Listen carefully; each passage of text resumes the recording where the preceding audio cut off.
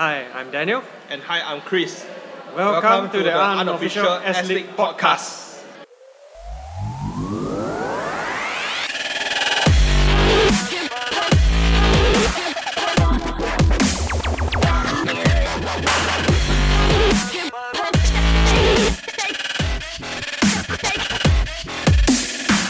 Hey guys, welcome to episode 4 of the Unofficial S.League podcast. This is your host Aaron, and today I'm joined by Chris and Daniel, the boys from Bishan. Welcome to the show. Thank you. Hi, thank you so much. So maybe we can start off and you can tell me more about yourselves. Maybe let's start with Daniel. Hi, I'm Daniel. So, just to let you know, I'm 22 years old. I've been a supporter for Home United for about 13 years right now. So, the reason initially was because I live in Bishan and they played very close to where I stay. At the same time, it was also convenient to head there to catch the team in action. But what drew my interest at the time was actually when the players we had at our disposal, which delivered entertaining football, example like Ekma, Indra, Perez, etc. So these people that injected quality into the pitch, it wasn't long before attending matches actually became a weekly affair. Oh, that's great. How about you, Chris? I'm 36, I'm a tutor. That's what I do for a living. For me, initially, I started off watching the league back there when it started with Sabong Rangers. Basically, back then when they had Tawan Sribai and so on and so forth. Then there was some financial issues that actually plagued the club for a few seasons. So when they eventually went downhill, I stopped watching the league completely for more than a decade. So maybe you're wondering, what made you come back to this local football? Well, I lasted for live football all over again after this long decades away from the game. So I stay in Yishun. So I believe it's very important to support a club that's actually near you geographically. It's a bit like if you were in England and if you live in London, you should be watching one of the clubs in London rather than watching Blackburn, for example. So Yishun is basically a bit of a dumping ground clubs-wise. As we know, for each stadium, different clubs actually stayed there for one season and basically just left. So the nearest will actually be Bishan Stadium, Home United, and that's why I'm here. So as for which player I support, even before I watched S.League all over again, maybe 2 or 3 years ago, there was this African guy that caught my attention. You see him all over television, playing for selection side and so on and so forth. And of course, that's Srina Kamara. And of course, I was actually completely downcast over S.League back then. But this guy really caught my attention. Just running up and down the flanks and basically switching from defense to attack in one quick instant. So naturally, if I watched him before I came back, when I came back, obviously he would be the guy for me to actually watch and support. So that's a bit about me. Okay, so in case you didn't know, Daniel has been supporting Home United for the last 13 years. And for Chris, he actually blogs about Home United at homeunited.wordpress.com. If you have the time, go check it out. It's an awesome blog about Home United. You can find lots of interesting stuff in there. Okay, so moving on to the next part of the program, we're going to talk a little bit more about Home United. So last season, the Protectors actually finished 4th and they qualified for the AFC Cup, but that was only based on goal difference. Now, after a 14-year absence, do you think this is finally the year the S.League title is returning to Bishan? Well, for me personally, I think it's still too early to actually predict the outcome. I believe every other team also has a shout for the league title. But having said that, we have assembled a decent team this season.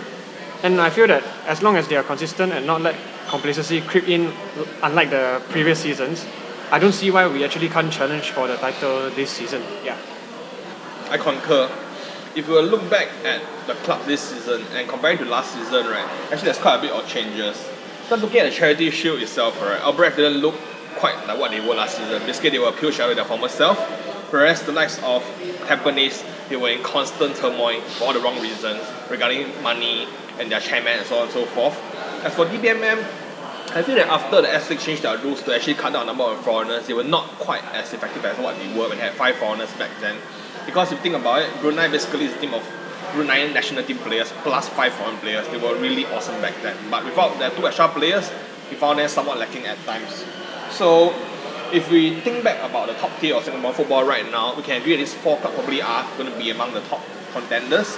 So Home United obviously also went through quite a bit of flux when they actually got rid of Coach Ao and had a new coach, and we also lost the likes of Ken also, obviously. But we made a number of astute signings alongside a number of Singaporean national players. So if other clubs show signs of faltering and we can push on, who knows? Okay, so speaking about new signings, what do you think of the new signings that Home United has made this season so far? Who has impressed you the most? I feel that the newcomers that they came in, they started slow initially, but I feel also that maybe because they are slowly settling to the team, so hopefully they will come good in the months ahead. Actually, one example I made was Stipe Plazibat. Like, I was highly critical of him at the start of the season, especially after the horrid display at Phnom Penh in Cambodia. But I'm glad that he now knows where the net is, especially for the last two matches. So, for me personally, the biggest challenge for him now is whether he can actually bring his goal scoring instincts to the AFC stage, where definitely more eyes will be on him. As for the new signings that actually impressed me the most, definitely Hassan Sani. Definitely, without a shadow of a doubt. You know, given his display against Brunei DPMM, he will have made a difference between a win and a loss easily. You know, Exactly. but having said that, it's also important for the defense to keep him covered at the same time. Otherwise, he would be in for a long season. That's for sure. Okay, because it's only been 3 games into the season, a bit more if you consider all the AFC games. So I actually find that for different games, different players actually stood out for me. For example, Adam had a great game, a man of match performance versus in the AFC game earlier, whereas Stipe obviously did pretty well in one of the games as well. But if you were to just look back just a few days ago, Hassan definitely saved Home United from a defeat. I actually tabulated a bit about the number of shots that Home actually had to endure against DPMM. Basically, he saved 7 out of 8 shots, which definitely to me qualifies as a great start for him. Obviously, it's just been a few games and it's still early days. You need to actually observe further. Yep. And in case you didn't know, right, he was selected for the Team of the Week in our podcast for the second week. He deserved it fully. Yeah, Yes. it was a Spider-Man performance in Brunei. Okay, let's go on to the next question. And I think this is pretty hard for you to answer. Yep. Which Home United player is, in your opinion, indispensable to the club?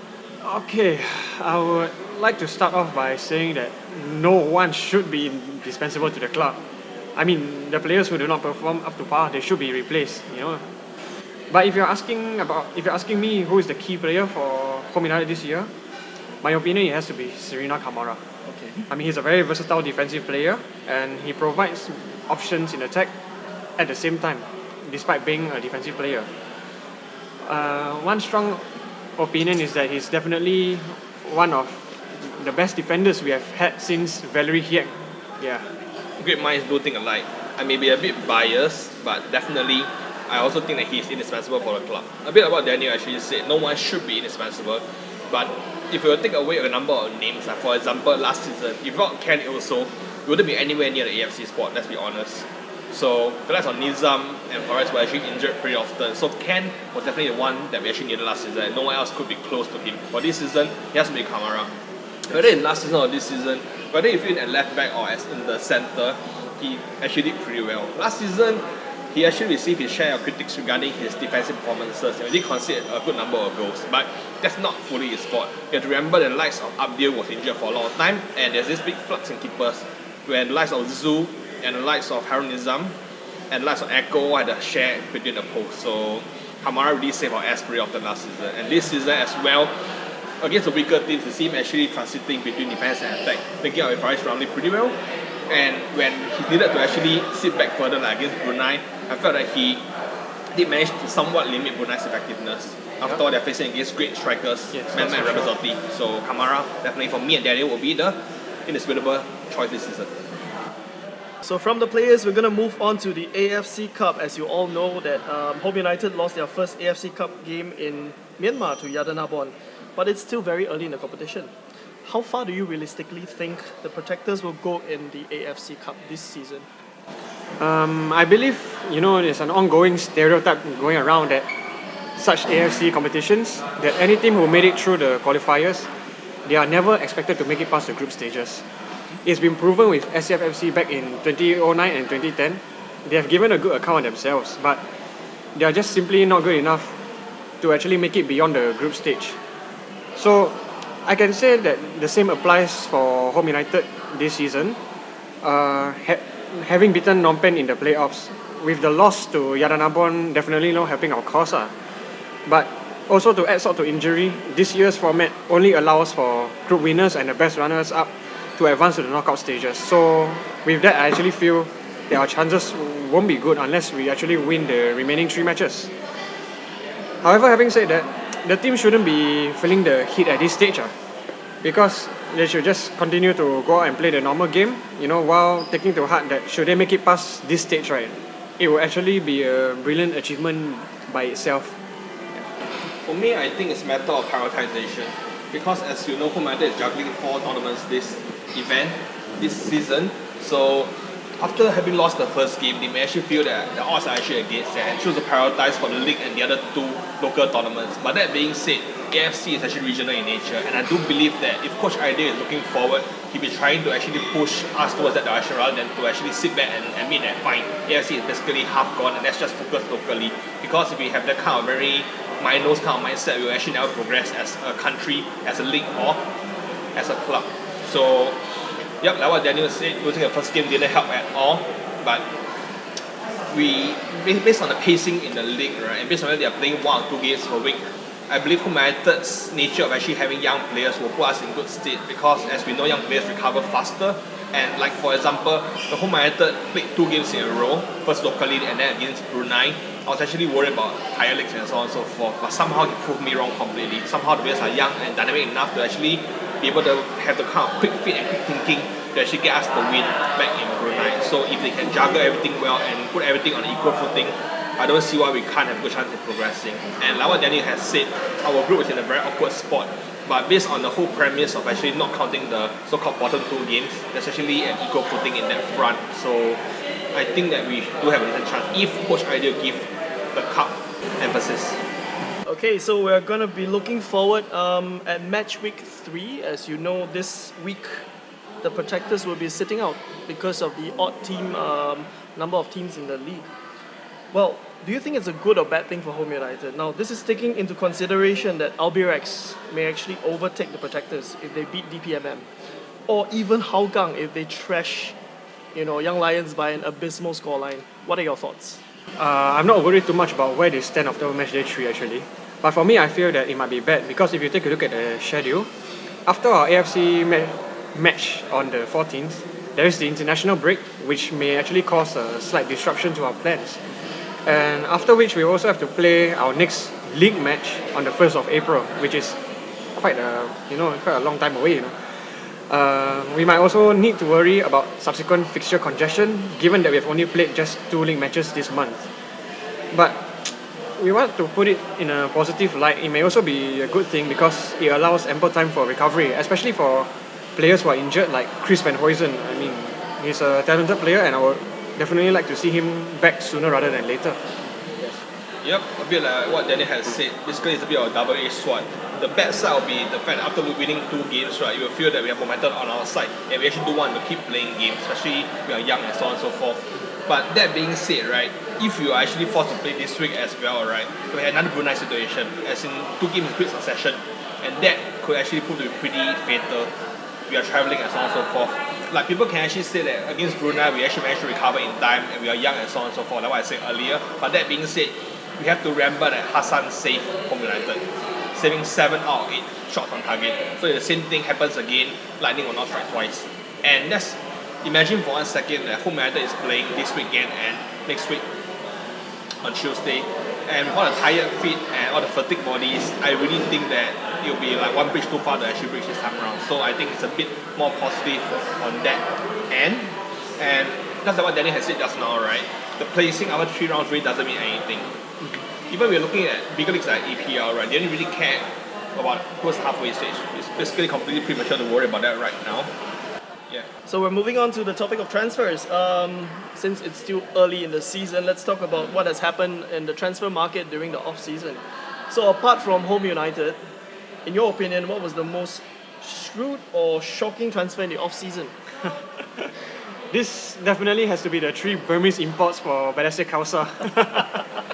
Okay. I mean, it's shocking because the Tigers have been rather silent during the off-season, with regards to their transfer news. So nobody saw it coming when, it was announced just weeks before the season started that they will be signing 3 Burmese internationals. I mean, that move took me by surprise. I'm sure many others were taken by surprise at the same time. Yeah. But it's a good thing to see that they actually brought in the crowds because of the many years, many seasons playing in front of empty stadiums, which is what Toa Payoh Stadium is actually quite famous for. lah. You're famous for it. Yeah. Okay, so that is basically Daniel's input regarding the most shrewd or the most interesting signing. But sometimes I think that there's a big difference between being shrewd and being effective. So for them to actually come into Singapore to actually customize to a whole new climate, of course there'll be the initial shock element and bringing butts on seats. But that being said, based on what they did on the first game, their impact seems to be minimal at best at this point in time. Sure, there'll be actually support from a lot of foreigners, but they need results to actually keep them in place. So I do have a few set of transfers which I think actually do play quite a big role. I'm not sure whether they're considered shrewd. I think they are going to be quite effective. For example, the Warriors duo of Bahaki and Sharil definitely brought in its fair share of shock value as well as basically effectiveness. Sure, they are veterans and they're seen of a bit of a discard from the Malaysian League, but they bring back some experience both in S.League as well as for the national team. So if Warriors are trying to reignite their fire this season, they will do worse than to sign these two veterans. Then beyond that, closer to Home United, I feel that when Coach Al brought a bunch of players to Hougang United, the likes of Azhar for Hougang United definitely will play a very big role. In fact, just like a lot of other fans who felt that after Ken and Azhar actually left, Home United was suffer, I did agree with them because they were basically our offensive pinnacle last season. So I feel that Azhar, who just returned to Hougang after a stint back then for Hougang United, will actually play a big role for them. And pardon my length. But if you were to actually disregard this pair of transfers, personally I feel that maybe the most important transfer will actually be for the Geylang Young Lions, where they actually poached our young under-21 national team captain, Sharin, for them. And he actually played for them for the first two games, and of course we can't say that he did well based on the number of goals they considered, but football is a team game. And let's imagine for 1 second that they have some greenhorn marshalling their defense. I dread to imagine what kind of score it will be. Could be double figures, could be rugby, who knows? Maybe it's him for me. So let's talk about the depth of Home United's squad. Do you think Adam Swandi should be given more game time to develop his game further at Home United? Definitely. I mean, given the fact that he was once based overseas up until his NS days, he should be. Also, he's SEA Games eligible, so it would be a shame if we sign him just to put him on the bench and let the selectors miss him out because of the basis of having very little playing time. However, having said that, Adam himself would also have to be consistent in his shifts at the same time. So as you mentioned, we do have strength in depth and everyone would be competing for their places. So it is important that Adam do stand out and actually prove himself in the matches to come. That's what I feel. Okay, that's a great piece from Daniel. Personally, I feel that Home United did lose a number of good midfield players, ranging from Azhar to the likes of Amir. So now that Adam is here, it kind of fills a void alongside with Izin Shafiq, both like national team. The first being like a steward, and for Adam being like somewhat of a greenhorn, but we all know about his exploits for Mertz in France for the youth team. So Home United is known to be a club that actually places a big emphasis on our young players. If you look at our squad age from last season and even right now, we should one of the youngest squads in the league. Of course, discounting Geylang Young Lions, they are going to be youngest by default. So obviously, if you want him to be the next big thing, which he has been struggling to prove thus far, Home United probably is the best way for him to actually fulfill his full potential. We have a coach who believes in young players, and Coach Aidil obviously brings to him experience from Coach Lee's days. And I'm sure that he will be trying to actually merge Coach Lee's endurance alongside his current enterprising style of play to actually mold Adam into a key player for both country and club. So absolutely he should be given a fair chance. Okay, we're going to talk about foreign players in the next question. Which foreign player or players from any club do you think would have the most impact in the league this season? Well, it is still early days, but if you ask me, I feel the combination of Rafael Ramazzotti and Billy Mehmet looks interesting. Both are tall and skillful attacking players, and they were just unfortunate to have to face Hassan Sani in their opening match, so I actually see them scoring many goals between them, and they will definitely be crucial for Brunei DPMM's run for the league title. Sure, this pair of foreigners individually they struck fear into many opposing defenses. Now, when they have combined, it is indeed quite scary to think about. So I will not elaborate too much regarding the pair of foreign players from Brunei DPMM. So I will try to actually provide an alternative perspective. So as we actually witnessed for the first 2 games of Tampa Bay Rovers, let's for 1 second disregard their misadventure in AFC. Their duo of Ivan and Rotaro actually played pretty well for the Charity Shield. I do remember personally watching their Japanese winger personally tear Albrecht to shreds at times. A pity about the retaken penalty, which that itself is another topic altogether, which we should not delve into it too deep for now. Otherwise, this will be like a 3-hour talk show. Right, so let's not do that. So if we then beyond that, personally, I have a name that I think is pretty underrated to me. As any Home United fan will remember, Yuki Ichigawa played a big role in securing a result against Home United last season when he came from centre back towards up front. There are not too many players like that who can actually play on both ends of the field, but somehow with his intelligent ball keeping and heading ability, he managed to score that critical goal that condemned Home United to defeat. So personally, for me, right, he could be the one who is very underrated, but that could play a very important role for Geylang. And if you look at the Geylang United, their signings have been, should I say, interesting at best. I personally find it interesting that they let go of Mark Hartman. So I think that's what Ishikawa will have to play a bigger role than maybe he had bargained for. So for me, that would be Ishikawa. Okay, so from the results of our poll, we actually have some votes coming in for who people think would be the champions of the 2017 S.League. As you can see, quite a large number. 33% selected Albirex Niigata, which is actually of no surprise. In second position, Home United with 20% of the votes. I personally chose Home United. I voted for Home United. And in joint second position is Hougang United. I'm sure that's because the Hougang fans came in and voted for Hougang. Tampines surprisingly only has 13% of the votes, 13. And then we have sporadic votes for Geylang and Warriors as well, which is well below 10%. No votes for Balestier, obviously. No votes for Young Lions. Surprisingly, no votes for Brunei DPMM. So, in your opinion, who do you think would finish as champions of the 2017 S.League season? Those are interesting vote results there. Okay, it will be very hard to predict, I feel. Albirex have assembled a new but also capable squad to challenge for the title, in my opinion. I mean, but the same can also be said for Tampines. With their new signings, as Chris has mentioned earlier, they did tear Albirex into shreds during the Community Shield on several occasions. However, there are also teams that maintain their core while bringing in new signings to rejuvenate their squads, like DPMM, Home, and even Hougang. So it will be interesting to see which way the league title will actually swing to. You know, with about 5 teams actually having a viable shot for the title. But I can't definitely give you an answer for now. It's still early days. But definitely it will be interesting as the season goes along. Just like what Daniel actually said, I feel that the S.League currently is a bit of a 3-tier situation. Just like for the likes of EPL, there's this elite 6 or 7 clubs which we think will challenge for titles every single season, and there's a bunch of basically guys will be in the middle trying to actually finish top of the rest, and there'll be guys who are trying to actually avoid being the wooden spoonies or being relegated. For S.League, actually, it's a very similar situation. If you look at the survey results, which I agree to a partial extent, obviously I do respect the herd mentality and basically the fact that people will work for basically where their heart leads them to. I think that S.League actually has a current 3-tier system.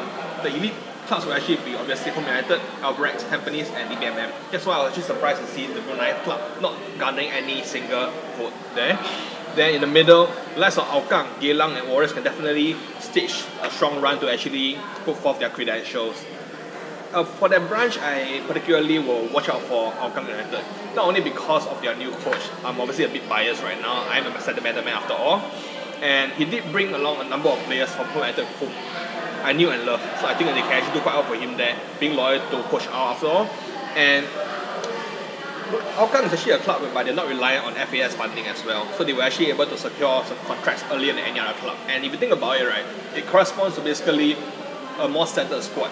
They know they'll be here for at least 1 season, if not 2, and they were able to start training earlier on. And they had no distraction like, for example, AFC. So I personally wouldn't be surprised if the likes of Hougang really pose a strong challenge for the so-called Elite Four. But the ball being round, that makes it wonderful, makes it magical. imagine if the same team would win it every single season. That's not very interesting, is it? So my dark horse goes to Geylang United, whereas my brain tells me probably one of the four will actually secure a title. Very interesting perspective coming from Chris. Thank you. Okay, let's move on to the topic of the Golden Boot. Of course, everyone is saying right now Stipe is probably in the forefront of winning the Golden Boot this season with 6 goals after 2 games. That's a hat trick in every game. Do you think he will maintain his fine run to win the Golden Boot at the end of the season? If not, who do you think would give him a run for his money? First and foremost, let's be real. 4 of his 6 goals came against the Young Lions, and he probably wouldn't get another game like that. But yeah, it's nice to see him back in scoring ways, and if he does maintain his form, being Golden Boot winner actually isn't impossible for him. But having said that, surely there are other capable forwards who could actually give him a run for his money. Like I've mentioned before, Rafael Ramazzotti and Billy Mehmet, especially when Ramazzotti is the Golden Boot winner for last season. I also wouldn't rule out the Aburex forwards either, just because I've yet to see much of them. And so it will definitely be a huge battle for the Golden Boot. I can also name other players who are also in for a shot, like let's say Jordan Webb. We wouldn't know. So yeah, this is interesting. Yeah, I definitely agree that playing the Young Lions at home for the very first game is the polar opposite of a baptism of fire. The complete opposite. Can't get any easier than that. All due respect to the Geylang Young Lions, but that is actually due to how a league is actually formulated, putting them against us and Albrechts in the second game. So I do feel kind of sorry for them, but I'm actually deviating a little here. So obviously I do agree that the first 2 games were not very indicative. The first 4 goals basically, like we know, against the Young Lions, and the next 2 goals basically one of them being a penalty. And as I was actually sharing earlier on, if not for Hassan Sani saving our butt many times, maybe the whole dimension would be completely different. So yes, 6 goals, but that doesn't count for that much for this current situation.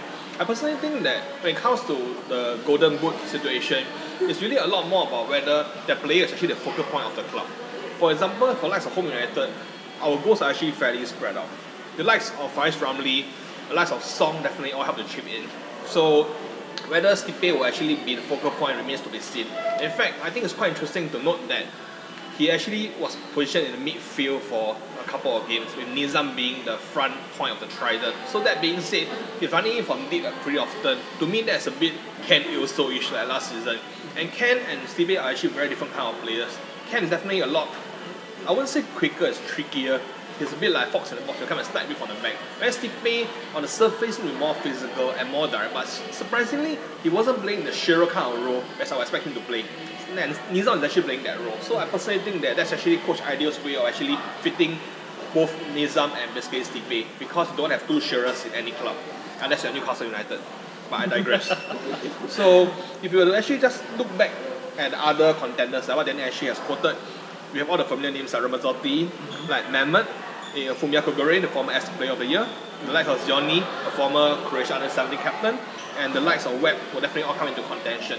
And if you actually think back about the likes of Amri being a national number 1, definitely he will also be in for a shout. But like I said, right now, after 3 or 4 games, right, it's not clear which player are actually the focal point of the attacking trident in each club. Once the Lions are actually focused and actually we can see the pattern after half a season or so, I suspect that the guys who are on top of the trident will actually be having the best chance to actually score. After all, they'll be the one who are actually like pulling at the defender's feet and so on and so forth. He'll be the one trying to break the side trap. So right now, Stipe doesn't belong to that role. So if you were asking me, it will be a straight heart or brain situation. My heart obviously wills him on, but my brain tells me that someone who's a bit more forward like Ramazzotti probably has better chance. Some good points coming from the lads. So since we're on the topic of the Young Lions, recently there was a furore online about the recent results of the Young Lions having been trashed in 2 games, letting in 11 goals. And of course, there are lots of fans who are calling for, first of all, the head of Visal Viraj. Second of all, they are thinking that, why not, let's disband the Young Lions, distribute the players, decentralize them to the clubs, and make the clubs play at least 1 under-22 player in every game. Well, what do you think? Could this work for the clubs, or do you think the opposite? I think this has been an ongoing topic for many years. I'm not surprised that you asked. So for me, it wouldn't be fair if we look into recent results of the Young Lions to come up with a judgment. Because they played title contenders, home and Albirex in the first 2 matches, which is just rather unfortunate for them. However, in my opinion, I believe that the Young Lions were set out in 2003 with the intention to attain Singapore's first ever SEA Games gold medal. It's a fair enough ambition, if you ask me, but after all these years, we have only earned ourselves 3 bronze medals, while other successful nations, save for Malaysia, they have all won golds without even having a centralized squad. I mean, one example I can name is Thailand, who have won 2 gold medals in a row with relative ease, and all their players are actually plucked from their respective Thai league clubs. So, for me, I feel it is time to reflect on the effectiveness of this sort of centralization, especially if we do not win SEA Games gold this year. That's what I feel. Okay, before we can really go and ponder the effectiveness of the Young Lions and their agendas when it comes to winning SEA Games and so on and so forth, I feel that the best young players in the country and league need to represent in a way the strength of the league and the country as a whole. So let me digress for 1 second. As we know for sure, S.League actually has been going downhill recently, and there's no better indicator than the fact that some of the best strikers last season, like Meher from Warriors, the likes of Kawata from Albirex, and the likes of Inouye, all left. And of course, that's not forgetting our Kenny also. So they left for greener pastures, and the replacements are possibly subpar at this point in time. Maybe I don't actually really see any outstanding foreigner. Even the likes of Stipe had just 1 game or 2 to actually really make his stand. So I personally think that we actually missed out on those foreign strikers from last season, and that's the end of my digression. To get back to the current topic, the whole issue about, like what Daniel has said, the whole thing about judging them on 2 games actually is utterly unfair, and Silverage actually has a lot of experience with SAF, so it's unfair to just put him after these two games. It's completely ridiculous. It's actually also reflective of basically the fans and the mentality of this kind of quick win, quick victory kind of mentality. That's not how football works. You need time to actually groom a team. Of course, you can argue that they had more than a decade to really formulate themselves and so on and so forth. But it's always going to be a bit of a tower between the Young Lions and between the respective S.League clubs. It's going to be hard for the S.League club to actually give out the best young players to the Young Lions, and this whole tussle is always ongoing. It's not exactly very healthy. So, on the topic about whether we should decentralize the Young Lions and to actually spread them across the S.League club, this to me smells a lot of how after Lions 12 left the Malaysian League and they were actually spread across the S.League, that was kind of seen as kind of a second golden age for the league, by all the householding coming back. But what happened? Initially, the whole effect of Pennant really raised the profile, but thereafter, basically, it was the same old slump over again. So I really doubt that doing that would be ideal. But some people were talking about that as possibility, because I personally feel that the clubs are actually all, in a way, they're all not privately run, because we're actually all very dependent on subsidy for Tote Board and the FAS. So in a way, we're kind of at the FAS mercy. And that's actually negative this season when the money came in late and everybody was actually really worried about whether the league will actually be even started at all. So if you were to see each club, basically just an individual part of the club, of the league, we are in a way a bit like pizza slices. So in a way, if the league were to say that, oh, you guys must actually all take out a couple of young players from the Young Lions and you'll be forced to play 2 or 3 players, that will actually affect different clubs to different extents. But as a Home United, we're already playing many young players, so it will not really affect us. So if you were to take a couple of players from the Young Lions, they wouldn't be able to play. But the same players may actually find that they will start in teams like Balestier Khalsa. So it is just a very awkward situation to really judge. So to summarize, we should not throw the hammer on it right now. It's actually way too premature. And this whole thing about destroying the Young Lions just before the SEA Games is definitely silly talk. And while people can say that the league has a right to actually disband them and spread them around and kind of in a way dictate these terms, I'm not sure whether this kind of leadership is actually healthy for us. The league is actually going through a state of flux with Lin Chin leaving, and with the whole FAS going through a new election. I really doubt that they want to actually throw a stone on their feet and in a way deem the Young Lions a failure. That's not the way to start off their new regime.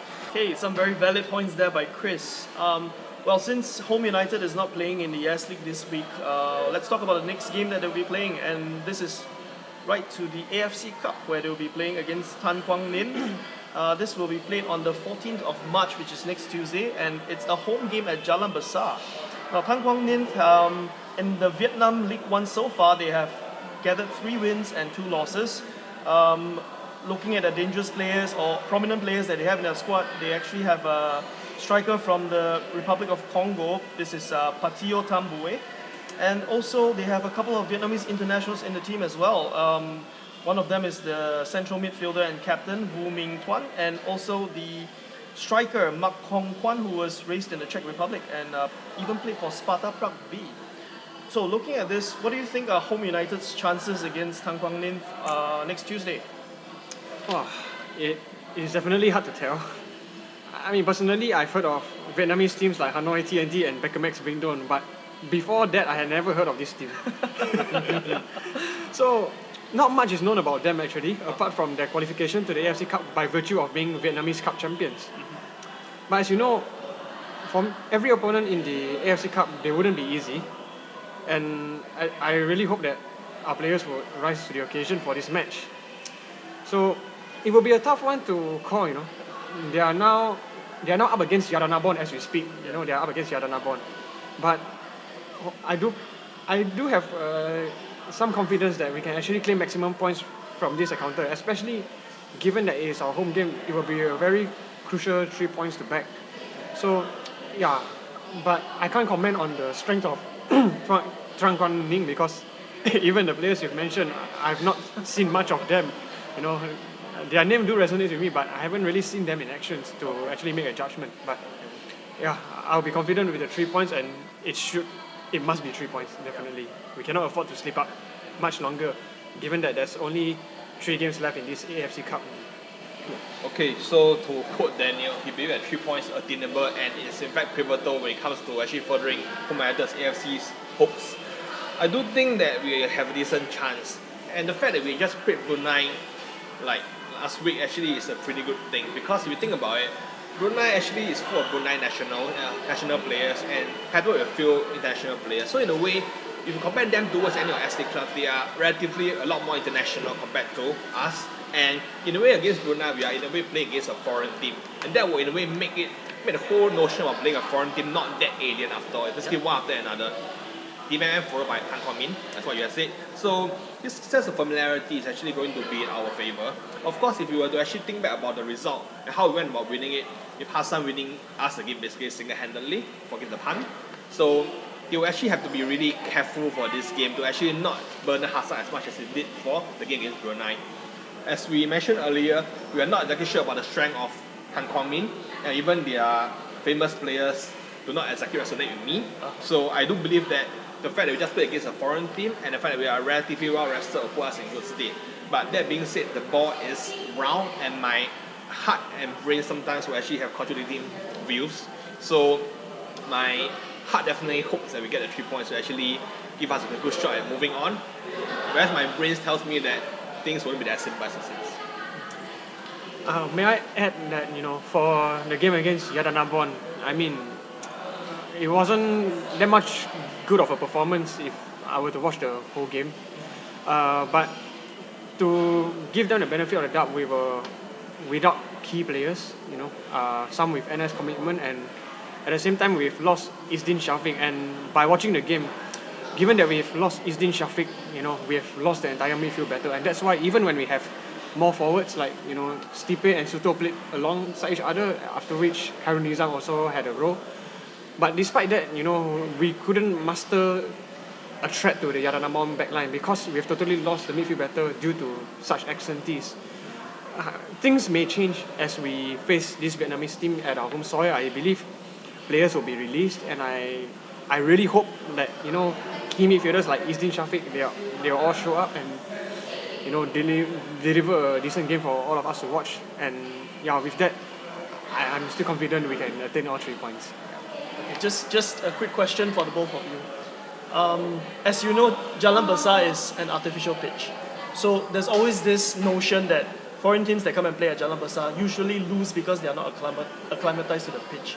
How big of a factor do you think this would be in this game? Well, you can use the field, you know, to to make it, to put it in our favor, you know. But one thing you can never discount the Vietnamese is their fight, you know. Agreed. I mean, for us, you know, we may have the moral boosting advantage that, oh, this is a pitch we are so acclimatized on, we should have an easier game compared to them. But on the other end, I wouldn't believe that the Vietnamese will be thinking the same. They wouldn't care if they will be playing on sand either. If they want to beat us, they will do all they can to beat us, you know. So yeah, that is one thing that we should give it to them. It is in their blood to actually put up a fighting game, as we can see in the Suzuki Cup and even in their V-League matches and how they have played so far in the AFC competitions. Every match was a fighting performance put up by whichever teams that plays.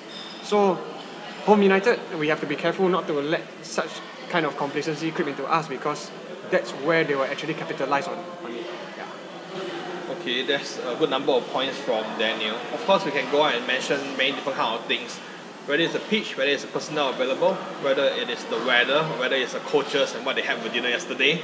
But my point here is that like what he said is just one of many factors that can really change things. Obviously, we have the home advantage. We consider Jalan Besar as home for the Bijan-based club. But Vietnamese will believe that they are here to show their countrymen overseas that they're here to actually do a job. To actually in a way inspire them that, hey, you may be here doing a less than glamorous job, but we are here to actually show you that we, so-called glamorous football, are here to do a job. So I believe they'll be up for the fight. So I really don't think that the field really poses too much of a challenge or benefit for either clubs. And another thing that the field really matters will be the matter of passing play. For Home United, I noticed that for the last couple of games, they actually played a lot of passes which are kind of long towards the likes of Faris and link up with Kamara pretty effectively. So artificial pitch, to me personally, doesn't lend itself as well towards the passing game. So if we are going to play this kind of long passes or to actually play towards height, that may be to our advantage. But Vietnam knows all about our pitch, and I'm sure they had this kind of pitches back there in Vietnam. Let's not underestimate them. And if Singaporean league and football has digressed, definitely Vietnamese league actually improved leaps and bounds. So let's not have this kind of very myopic vision that, wow, we have this pitch and we are going to win. That will be very foolhardy. So let's not hit ourselves. Very good points, very good points. Okay, so let's move on from the AFC Cup and S.League to one tier down, which is the National Football League, or the NFL.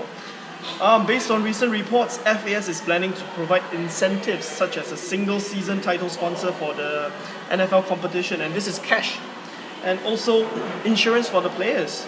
Well, this is of course pretty controversial because it comes at a time where FAS is planning to announce the elections. So what do you think about this? What are your thoughts on the whole fiasco?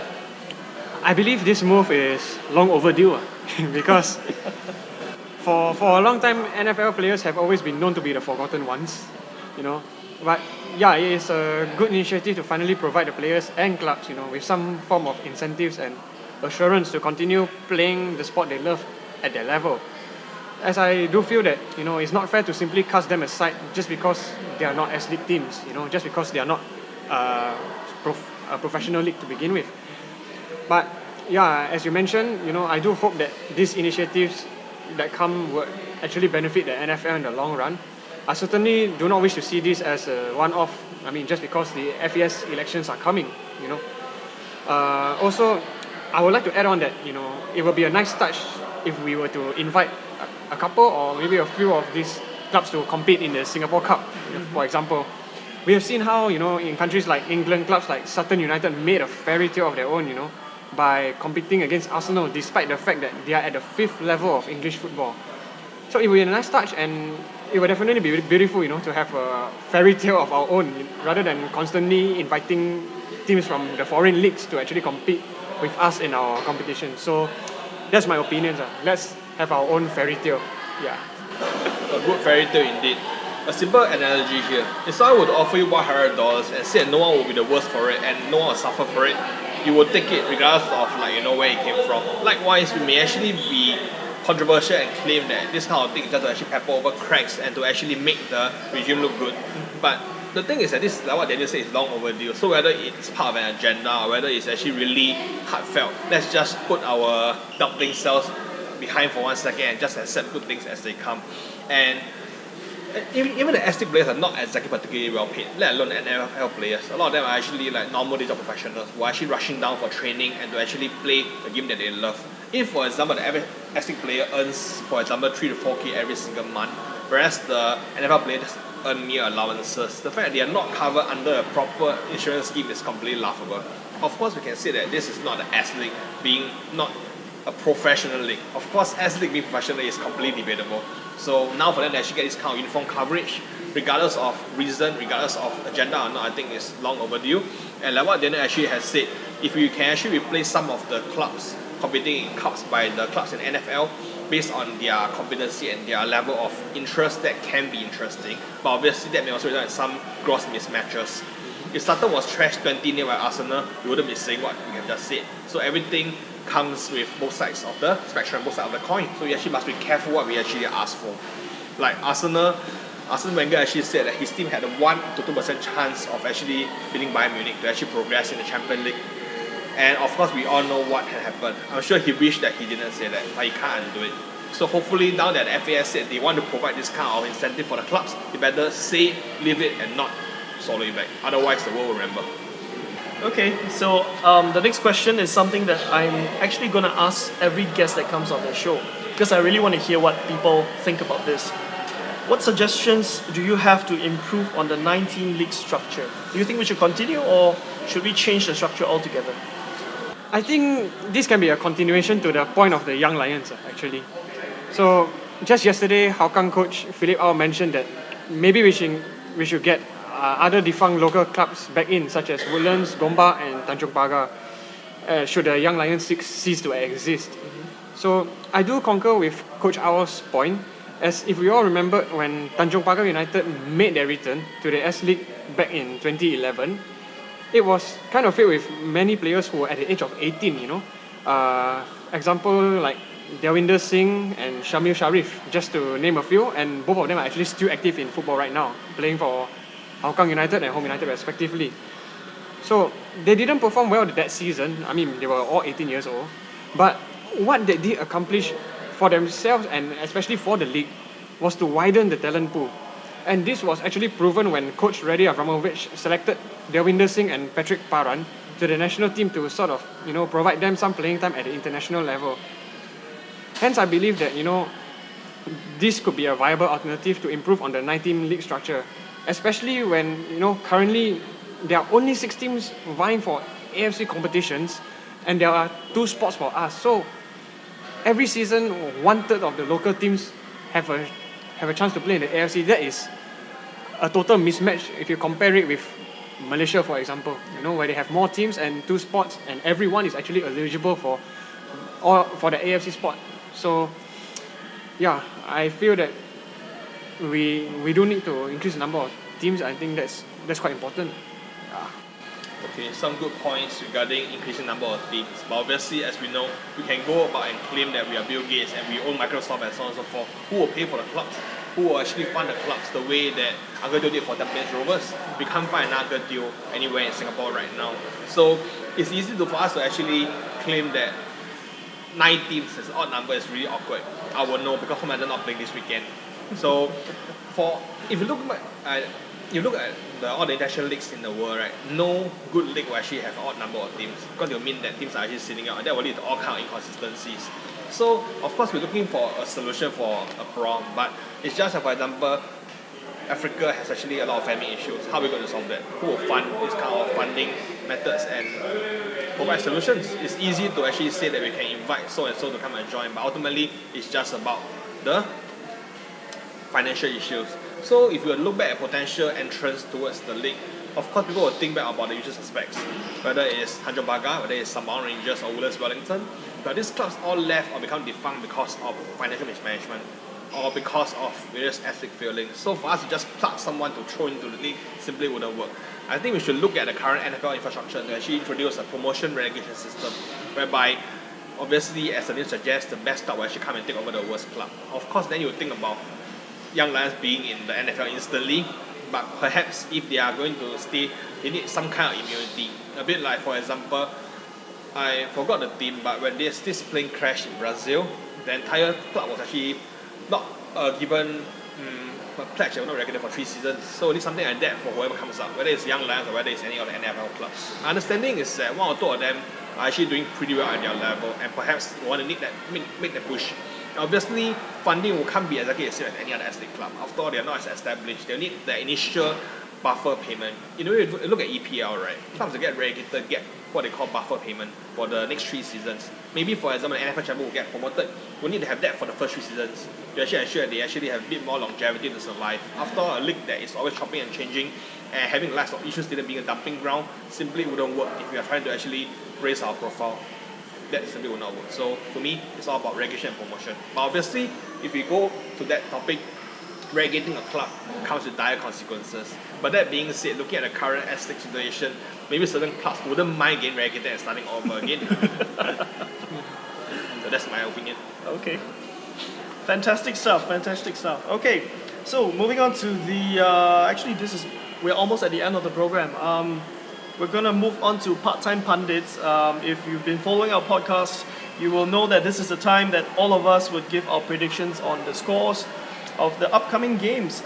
Incidentally, this week I have 2 Home United fans here, but unfortunately Home United is not playing, so they'll be predicting the scores for all the other games. Myself, I've already given my predictions in episode 3, so today Chris and Daniel will be giving their predictions. So just a quick roundup of the matches that are happening this weekend. On the first match that's coming up will be on the 9th of March, Thursday. LBRX Niigata against Brunei DPMM playing at Jurong East. On Friday, Warriors against Geylang at Choa Chu Kang. And on Saturday, Hougang will play Young Lions at Hougang Stadium and Balestier will play Tampines at Toa Payoh. Okay, so perhaps we can start with Daniel. You can give us your predictions for the LBRX and Brunei game first. I do expect a high scoring game for this one actually. Okay. I'll predict a 2-2 draw. 2-2 draw. Okay. How about you, Chris?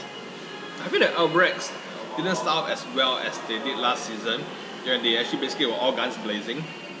Then as for DPMM, right, as we actually seen for the game against Home United, they were not able to capitalize on the chance that they actually created. So to me, Albrechts may have actually come from the back of a win, whereas Brunei actually came from the back of a loss, but I don't think either team look as good as they were last season. So I suspect there will be some neutralizing like what Daniel expected.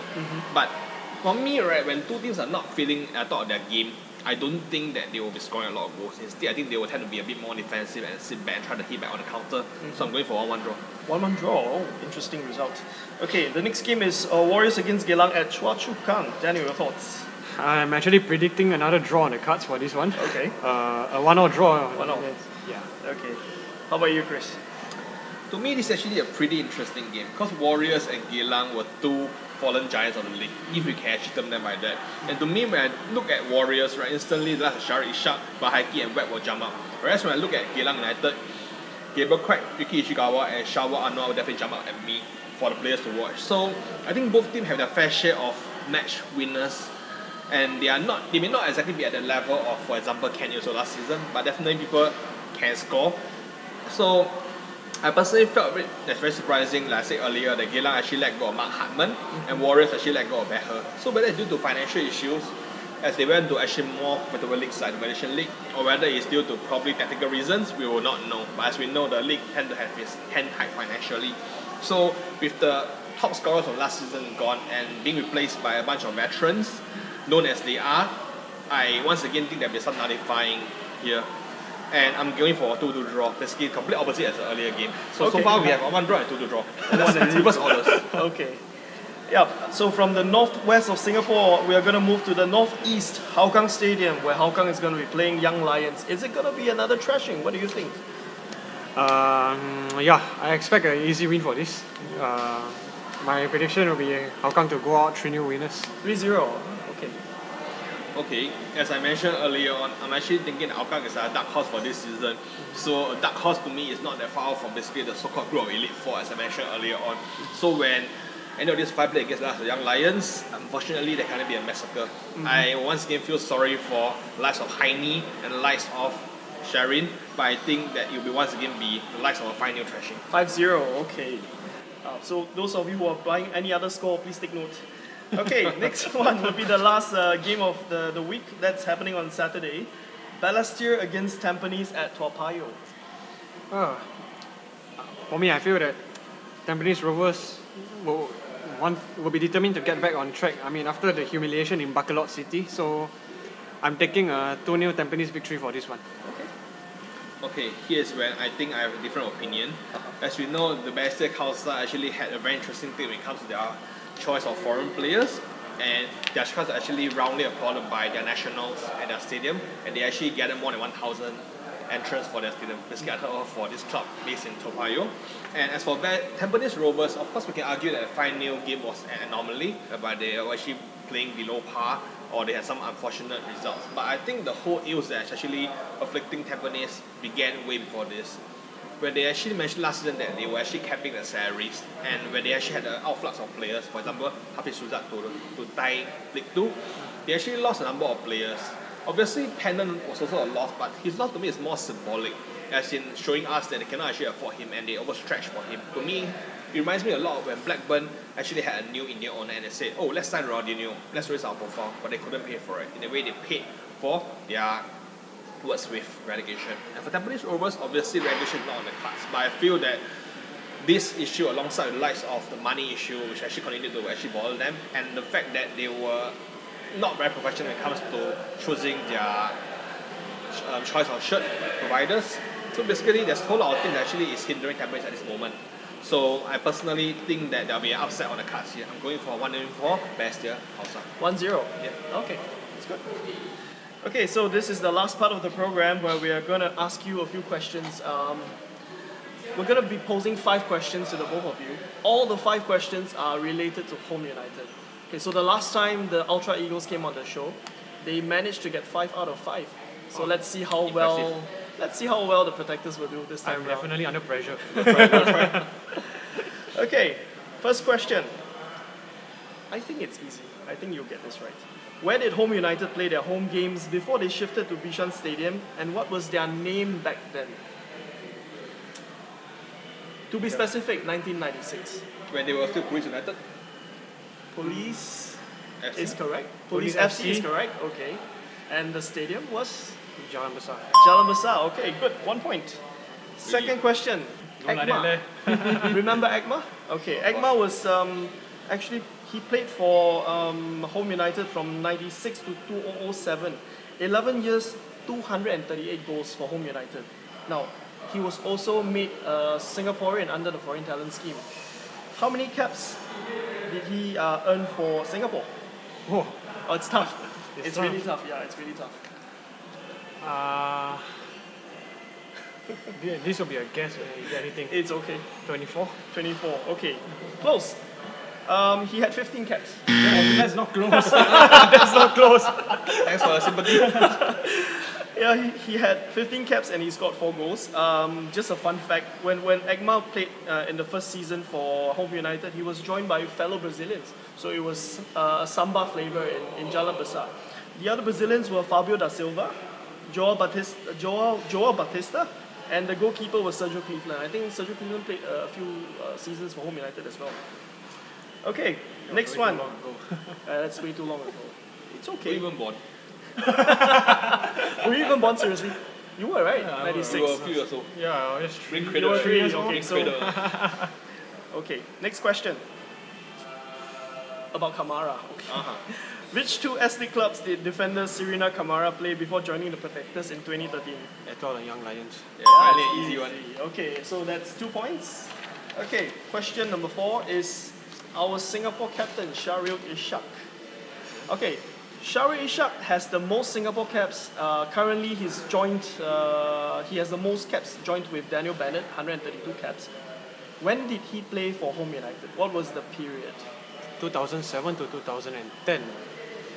If I'm not wrong. Yes, you are correct. You are absolutely right. That's fantastic. So Shahril actually played 2007 to 2010. And then he left the team for Persib Bandung when we were still challenging for the title. Yes, he left 5 games before the end of the season, unfortunately. Yeah, he went to Persib Bandung. And you will never forget. Oh, forgive. never. So he made 98 appearances, he scored 42 goals for the Protectors. Okay, so you have 3 points out of 4. So for the last question, okay, is regarding about the marquee signing. One of Home United's marquee signings in recent years was former South Korea international Lee Kwan-woo, What were the nicknames given to this eminent midfielder? Serious. Serious is one. Do you know the other one? Anyway, I'll give you 1 point. This is just for the fun of it. I wasn't even a Home United fan back then. I can't answer any of this question other than the Kamara question. Hey, you took it away from me. How could you, Daniel? Oh. You want to make a guess?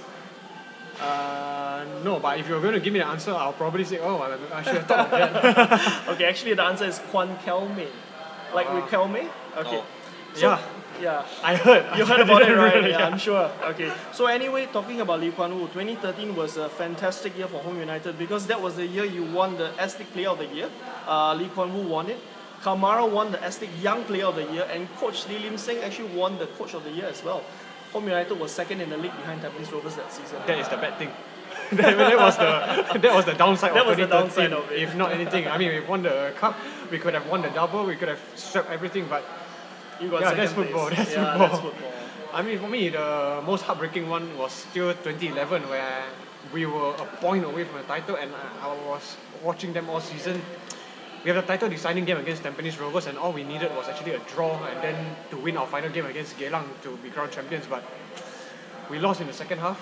I mean, we lost 1-0, courtesy of an Ahmad Latif goal, and to me, that was more hurtful. I mean, even in 2007, when we lost the title by 1 point to SAF, it was hurtful, but I didn't watch most of the season to actually feel for it. But in 2011, it was the year we just returned to Bishan from Clementi, and so I watched almost every game that season, and even attended training sessions, you know. So it was one of the most bitter moments as a supporter to lose out the title by 1 point. But yeah, so it sort of like made a 8-year wait become a 14-year wait now. So yeah, it's gonna haunt me until we eventually win the title. That's for sure. Yeah. So Luckily, hopefully, you're a young man. hopefully Home United, wins the title this season. They seem to be on track. Let's hope for the best. May the best team win. Yep, may the best team win. Okay, so that's all the time we have for this edition of the podcast. We'll see you soon again next week, and we would like to thank the Protectors for coming all the way down to Cafe Football today. Thanks for having us. Yeah, thank you very much. Okay, thank you.